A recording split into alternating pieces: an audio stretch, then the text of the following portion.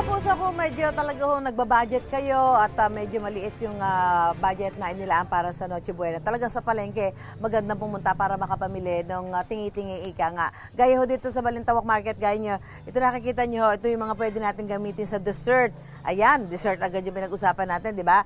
May gelatin, mga sago, kaong, nata di coco, ayan, pati green peas. Pang maganda ho dito kasi pwede kayong bumili ng tingi-tingi. Halimbawa, etong mga pasta na pwede nyo gamitin sa pang sopas, pang macaroni. Sa supermarket ho kasi normally nakapak na yan. Pero dito ay mabibili nyo ho yan ng 15 pesos ang 1/4 at ang 1 kilo naman ay 60 pesos. Alamin nun natin doon sa mga nagtitinda rito. So pwede dito bumili talaga ng tingi-tingi. Yes po.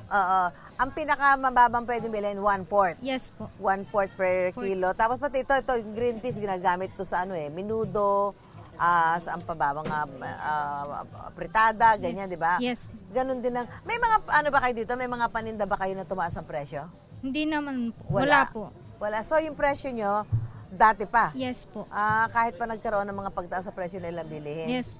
Minsan po tumatas, minsan bumababa din. So ngayon, mababa? Apo, mababa po ngayon. Yung mga ganto po. Ano, marami na ba namimili sa inyo ngayon? Yes po. Ano sinasabi sa inyo ng mga namimili dito? Bakit sila dito bumibili sa palengke? Mas mura daw po kasi. Oo. Saka kung medyo maliit yung budget, pwede yung tingi-tingi. Yes po. Gaya nito, lawa, 1/4 ho niya, pwede kayo makabili. Magkano? 15 pesos.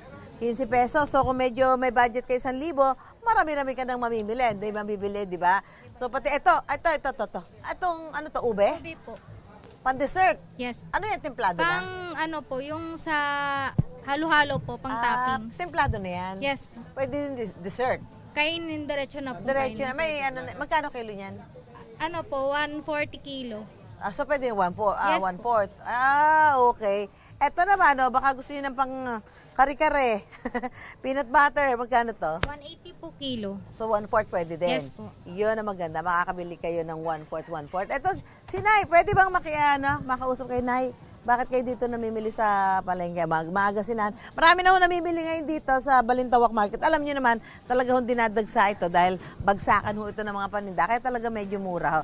Ba't kayo Nay dito namimili sa palengke? Kasi po mura po dito. Mura? Opo. Oo. Yung 500 pesos na budget niyo, marami na ho ba Marami nabili? na pong mabibili. Oo. Ano ho nabibili niyo doon? Kagaya ngayon po kasi may patay kami. Dito po ako bibili ng mga kutkutin. Mga kutkutin. Opo. Ano hong kutkutin? Kagaya po ng sunflower. Kayo na nagluluto? Hindi po luto na po siya. Luto na. Opo, Okay. ganito na po siya. Kakainin na lang. Si-serve na lang po. Isa-serve na lang. So, mas gusto niyo talaga mamili sa palengke? Dahil Opo. nakakatawad pati. Opo. Oo. Mahilig ba kayong tumawad? Ay, hindi po. Kasi may tindahan din akong maliit. Hindi po ako tumatawad kung ano yung presyo. Dahil alam niyo naman, mas mababa na ho talaga. Opo. Okay, maraming salamat po. Ayan. Salamat, Nay. Merry Christmas po. Happy New Year po. Ayan, so ayun ho yung dahilan kung bakit marami ho tayo mga kapuso na pumupunta sa palengke. Yun nga ho kasi nakakabili talaga ng tingi-tingi at kung medyo may suki ka na, pwede ka pang humingi ng discount o tumawad ka nga doon sa presyo. Dahil yun naman ho talaga ang kalakaran sa mga palengke kumpara sa mga grocery na talagang kung ano yung nakita natin presyo, fixed na ho yun. Hindi na ho natin pwedeng hinga ng discount doon sa mga nagtitinda. Mula po rito sa Balintawak Public Market, balik to studio po tayo.